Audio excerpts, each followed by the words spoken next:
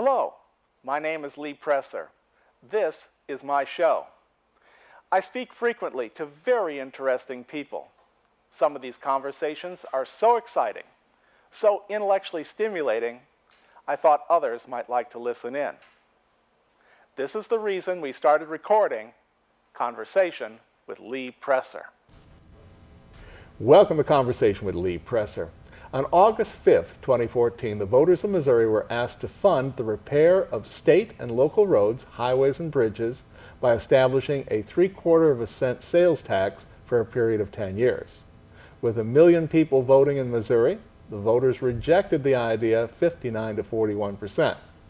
Without sufficient funding, Missouri's roads will again begin to deteriorate. We probably won't see the problem in 2015 and maybe not in 2016, but by 2017, MoDOT will, for reasons of safety, start to close down some Missouri bridges. Our guest today is Ed Hassinger, Chief Engineer of the Missouri Department of Transportation. Mr. Hassinger was appointed to his current post on May 30th of 2013. For the 12 years before that, he served as the St. Louis District Engineer. Throughout his career, he sought innovative solutions for Missouri's roads and bridges. While in St. Louis, he frequently led partnerships, collaborations among public and private entities to improve transportation in the region. Today, we'll be discussing MoDOT's funding dilemma. Ed Hassinger, welcome to Conversation. Good to be here.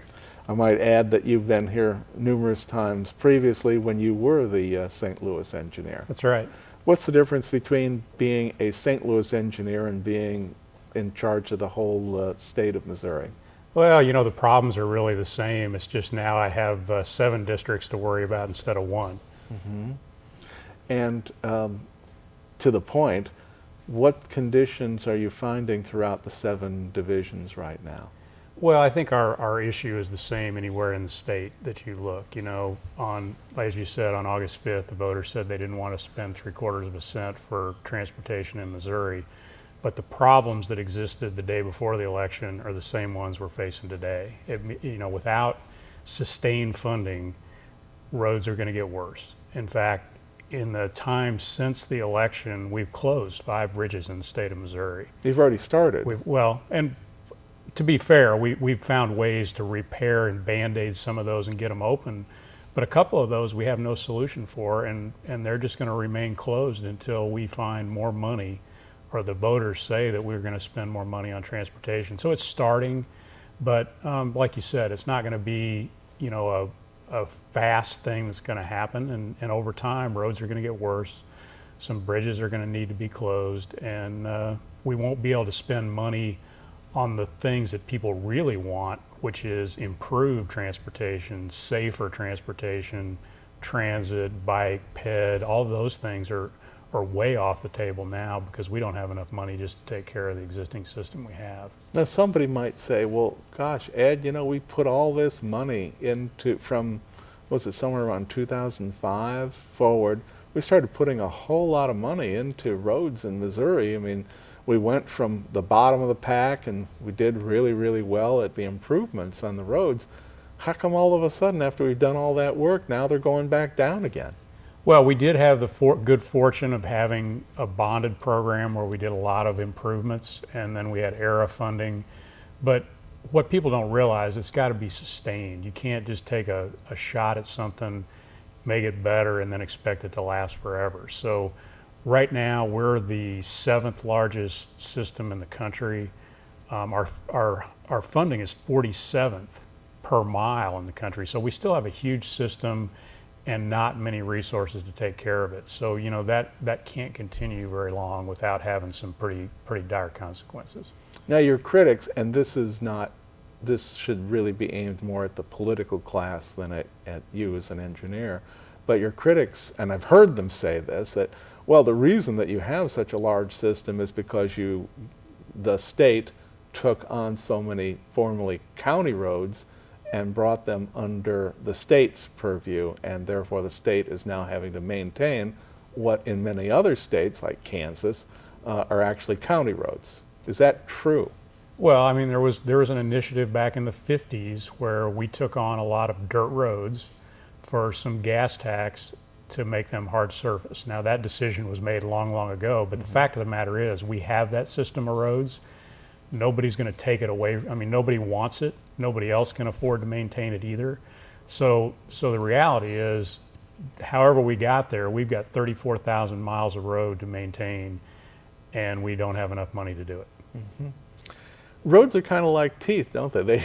They need to be maintained on a regular basis. Right. I mean, we continually need the numbers. You know, people get kind of jaded by big numbers, but really, we need to spend $500 million a year, every year, year in and year out, on just making things stay the way they are. This doesn't make it better, doesn't add a lane, doesn't build new interchanges. This is just that level of investment. And what are you doing for this $500 million? That's resurfacing roads, it's replacing bridges when they reach the end of their useful life. And we have to do that every year. And with our current funding, by next year, we will have $325 million total available for contract work in the state. So you're talking 2015. I'm talking our 2016. Oh, 2016. And 17. Okay. So you're already in the 2015 mindset. So 2016, you're going to have less funding than the ability to maintain what you've got. Yes, that's exactly right. 2015, you still have.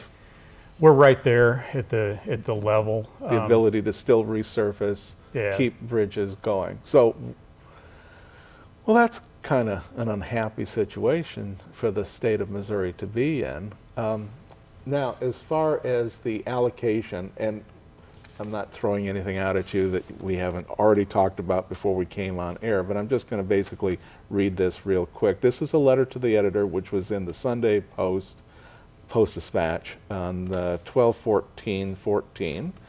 The Missouri Department of Transportation requires adult oversight, not more money from tolls. In 2003, the Blue Ribbon Panel on Accountability, Credibility, and Efficiency presented several rational recommendations, yet for the past 10 years, except for PR, these recommendations have been ignored. For example, the panel recommended that the Commission should develop an allocation method for highway construction funds that is driven by strategic statewide needs and priorities, as well as actual roads and bridge conditions and safety requirements. Yet over the ensuing 10 years, compared to other states, MoDOT has underfunded communities with 5,000 or more people by $1.4 billion, 60%.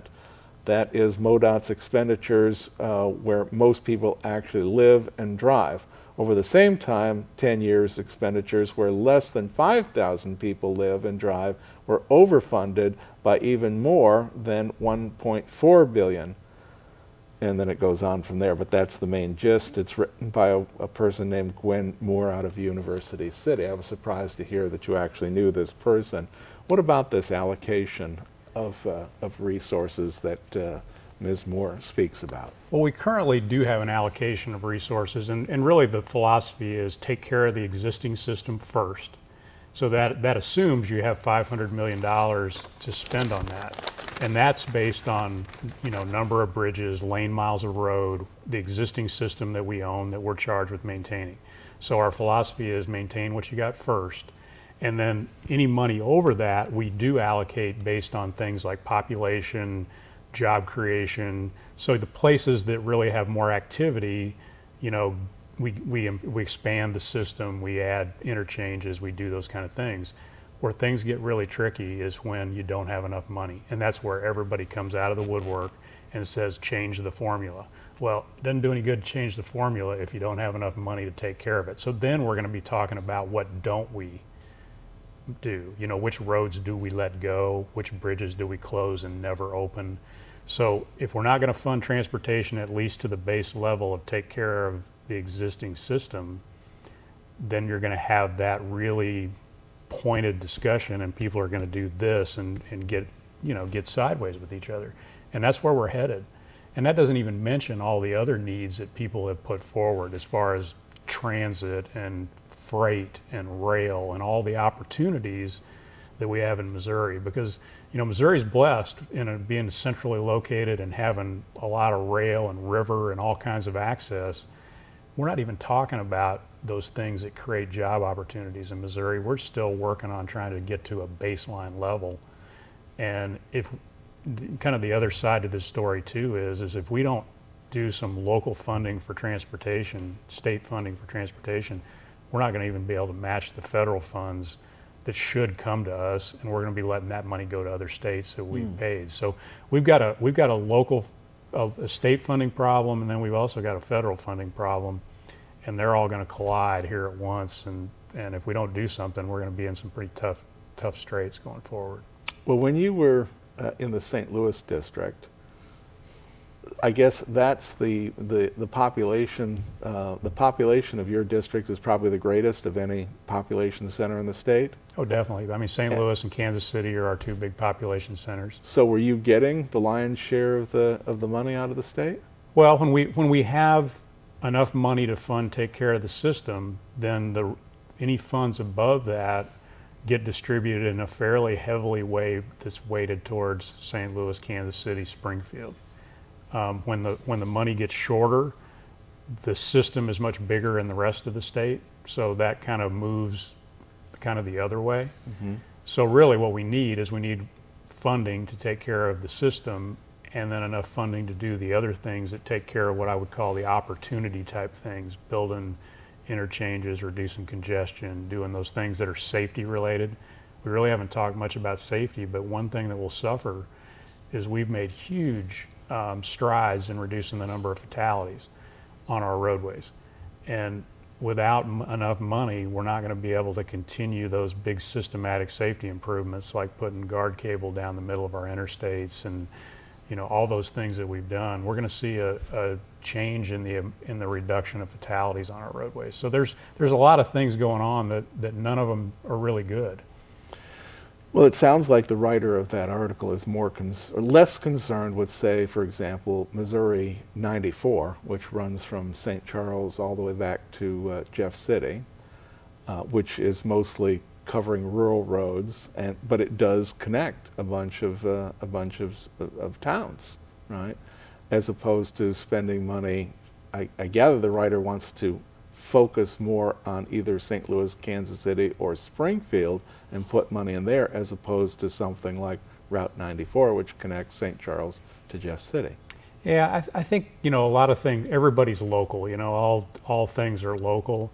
But one of the responsibilities we have in transportation, kind of the definition of transportation, is to connect places and people and allow goods and services to move. So you really can't take the approach, let's just spend money where people are, because you got to be able to get things to those people. We've got to be able to get, our big agriculture industry in Missouri has to get their product to market. So you really can't look at it just in that text. You got to look at it as transportation as an interconnected system. So our responsibility is to keep a system going. And if we have to make some hard decisions, we're going to look at a system that connects, all corners of the state to the rest of the nation. So that's going to be the tough decisions that get made if we can't find a way to fund transportation. Well, if you follow the logic of the writer, there wouldn't be an interstate through Wyoming or Montana at all, because there's literally nobody out there. I mean, there are a handful of people along those interstates, but there's really not. They're just connectors within the United States, like you say. Same thing in Missouri. So it's an interconnected highway system. Yeah. But coming back to Missouri, so this is a political question, so I'm not sure that asking you, the engineer, this question is worthwhile, but what is it that the state of Missouri can or should do at this point to make sure that we continue with an interconnected highway system? Well, I think there's a few things. The first one is we've got to get our funding level to that minimum level of taking care of the existing system. Now, is this the legislature, or is this some other body that's responsible for the number that you're talking about? This is our number. This is what we have said from our analysis, what it takes. And that's well, I mean, who puts the money in your pocket? Is it the state legislature, or is it some other body? No, in Missouri, the gas tax is dedicated, and the sales tax on automobiles is dedicated to transportation constitutionally. Okay. So, but the only people that can give us funding is either the legislature can do it up to the limits of the Hancock Amendment, or it's got to go to a vote of the people. So we just did the vote of the people, and the vehicle was not the right one. Right. So really, it's going to be either the legislature or the vote of the people again on something different that'll have to change. And the Hancock limitations are pretty small compared to what your needs are, aren't they? I mean, I don't even know what that number is. It's about 80 million a year total, Right. give or take a little bit, and that doesn't by any means solve the problem, but a sustained effort over several years could solve the problem, and the legislature could do that. Maybe reopen those bridges that you've already closed? Well, we're going to need some money to do some of that, yeah. Tell me about these bridges that have already been closed. Are they on like major highways or just like country roads? Well, it varies. We've had one in St. Louis, one in Kansas City, one in North Missouri, one in South Missouri, and one kind of in Central Missouri. Most of them are on smaller roads. Three of them we've been able to repair, kind of Band-Aid together, and bought us some more time. One's right up on Dunn Road in North County. We closed that for several weeks and maybe up to a month, and we repaired it. One of them we happened to have under contract to replace, so it kind of got in condition that was worse than we thought, quicker than we thought, so it'll be replaced next year. And one in North Missouri we have no solution for. So if Missourians don't come up with a solution pretty soon, it could be the case of, I live on this side of the creek, Grandma's on the other side of the creek, but I can't get there by car because the bridge over the creek is on that road is closed. Well, more likely it's going to be more inconvenient for you. You know, you're going to have to go the long way around. You're going to have to go the long way around. Right. Yeah. And that's what's coming. That's what's coming. Okay. So I hope that people understand that. You know, there's this presumption that, hey, it's not that serious. Look, the roads are doing pretty good right now, right? You know, and they're in pretty good shape. I mean, we've spent a lot of money on our major roads across the state. So, but the problem is that they got to have that continuous investment, because if we don't, we're not going to close them overnight. They're not going to get terrible overnight. But without that investment, the amount that it's going to take to get them back at some point is going to really be exponential. You know, right now, if we continually do that year after year, that's the most efficient and the most economical way to do it. If you get them in good shape and just let them go, and then it takes huge amounts of money to get them back to that place. So the worst thing we could do is just neglect those, say, well, we're just going to let them go. And then when they get so bad nobody can stand it, then we're going to spend a lot of money, but you're going to spend a lot more money doing that. And then the inconvenience in the interim is also going to be something that is just probably going to be unbearable, because then we're not going to be resurfacing roads at night when people aren't using them. We're going to have to be out there 24 hours a day digging up roads, and rebuilding them from the base. And that's not a really positive thing for people trying to use the system when we're trying to rebuild it. So, Well, it's sort of like my analogy about teeth. If you go and get a cleaning every 6 months, most likely a dentist is going to catch any problems and get that fixed when it's easily fixed. But if you take 2, 3, 4 years before you go, 5 years before you go to the dentist, next thing you know, they got to drill all the way down or pull the tooth out, which is pretty similar to similar analogy, yeah, to what you're talking about. Now, I was taught long ago, and you can confirm this, that if a road goes as little as 2 years beyond its normal maintenance time, that the cost of the maintenance is about 50% more. If it goes 3 years, it's like 100% more than it would have been. And then by the time you get to 5 or 6 years out, now you're in that, having to rip up from roadbed and start over again. Is that essentially correct? I mean, it varies with the road and where you are and what the traffic loads are, but that's pretty accurate. If you do the right thing at the right time, you can do relatively what I would call minor preventative type treatments to prolong the life. If you wait, pretty quickly, things go pretty fast that way, and then you're spending huge amounts of money and doing rebuilds from the ground up, and we just don't have the money to do that either. So that's another issue with that.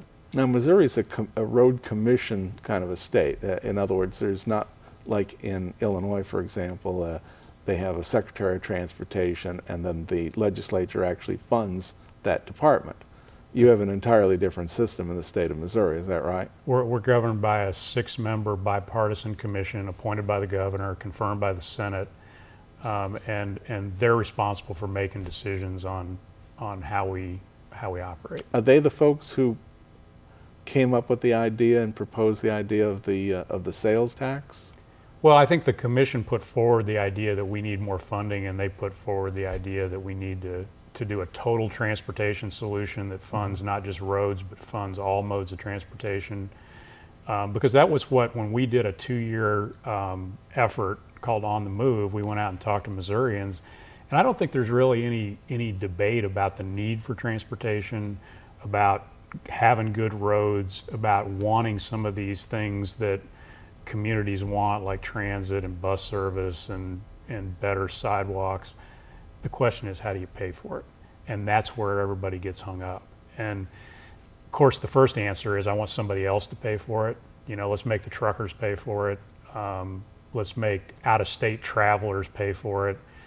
Bottom line is there's not enough money to do it that way. If we're going to have those things, we're going to have to pay for it. So now you got to find the right vehicle. Mm-hmm. We've gone to the vote with sales tax. Obviously, that was either too big or was the wrong vehicle. There's a debate going on now about toll on I-70. That's a fairly tailored solution to one road in the state.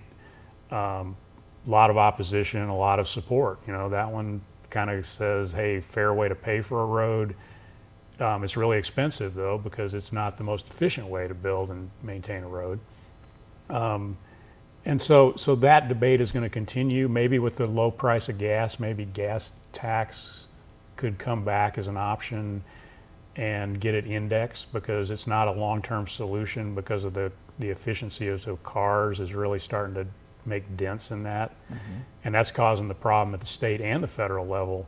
So we're struggling with that across the country, that the erosion of the gas tax due to the efficiencies of cars is something we got to deal with. And so, maybe there is a solution with some kind of increase in the gas tax and indexing it to, some kind of inflation factor. But all those decisions will get made in the state houses and Congress. And we're the stewards that say, we'll take the money we are given and we'll try to do the best job with it as we can.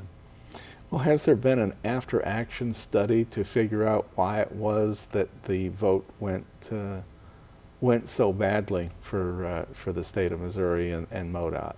Well, I think a lot of opinions about that. I guess our position is we're moving on. That's done. It's over with. We've got a job to do. So we're going to take care of the roads the best we can. We're definitely interested in any kind of funding solution, and we'll provide the data, the background, what can you do with the money. That's our role. You tell me what kind of money we've got to work with, I'll tell you what we can do or what we can't do. In the last 5 minutes that we have here, you mentioned I-70, which I believe isn't that the very first interstate highway? It was the first. We let the first contract for an interstate highway right here in the St. Charles area of St. Louis, and that was 1956, I believe. Mm-hmm. And that road, I was pretty surprised when we had a conversation before this election in August, and you and I were talking about Interstate 70 from St. Charles to Kansas City, and you indicated that underneath the asphalt, which is currently covering the highway, that the concrete is really not concrete, but it's pulverized. It's like rubble under there. Is this true? Oh yeah, I've got cores in the office that I can show you that shows the layers of asphalt over the years, and the old concrete, it looks like gravel. And that's because of the constant pounding of traffic over the last, 60 years. That road was designed to last 25. We've gotten a great value out of I-70. I-70 has served this state well, but it's time. It needs to be rebuilt. It needs to be expanded. If you drive that road, you can't hardly set your cruise control. I drove it this morning, and middle of the day, no problems, but it's congested from all the way from Kingdom City into St. Louis. You're always jockeying with trucks, and people are uncomfortable with driving in those conditions. And so, but just the condition of the road, it's time. And so every time we resurface it, it costs more, and it lasts a shorter amount of time. So, we can continually resurface that thing, but pretty soon it's going to be, we'll be putting a layer of asphalt on every other year or so. Yeah. And that's not a good investment long term. And we're quite frankly not going to have the money to do that if things continue down the road they're on. So. And the cost estimates to replace in a manner that you think would be best for the long-term future? Well, we think that it probably needs to be a 3-lane each direction, barrier curb in the middle. Kind of looks more like some of these urban freeways we have in St. Louis and Kansas City. And the cost estimate to do that and rebuild all the old, rubblized concrete, replace the bad bridges, that's about a $1.8 billion project across the state for 200 miles. And that'll last us another 60 years, So that's the right solution. In light of no funding, we're going to Band-Aid it together and try to keep it as long as we can keep it. Mm-hmm. Is 44 or 55 in as bad a condition? Well, 44 is not far behind it, and the traffic volume on 44 is actually growing faster than the traffic volume on I-70. 70 still has more cars and trucks, but the conventional wisdom is that I-44 is 10 to 15 years behind I-70. So if we have no solution for I-70, then we're going to have 2 of these roads that we can't take care of. 55 is a little newer, better shape, less traffic. But, all those interstates across our country were built in the 50s, 60s, and 70s, and they're all reaching, 40, 50 years old, and they need some major rehabilitation. So it's time. So if the voters, if the politicians of Missouri don't act soon on 70, not only are they going to have 70 to deal with, they're also going to have 44 to deal with. And I suspect that people, just general folks, don't understand that all this truck traffic, that when you have an efficient road system, it means that all that stuff that comes to the grocery store or to Walmart or wherever it is that you're shopping, it's going to start to cost more as trucks go slower and slower on those roads. Yeah, one of the things that Missouri has a distinct advantage of is we have these great interstates, that all converge in Kansas City and St. Louis, and but it's also a boon to our economy in Missouri because we do have good roads that connect places, and we're in the middle of the country, and we get all our goods, and goods are delivered by truck, and for the most part in this country, and we have the river system too. But yeah, that's what drives the economy of this country. Mm-hmm. Well, thanks very much for coming and explaining this to me and to the people. This is we'll get this loaded up on YouTube as well, so that people can look at it again and make a decision. Thank you very much. Okay. And I've been speaking with Ed Hassinger. He's the engineer for the state of Missouri for MoDOT.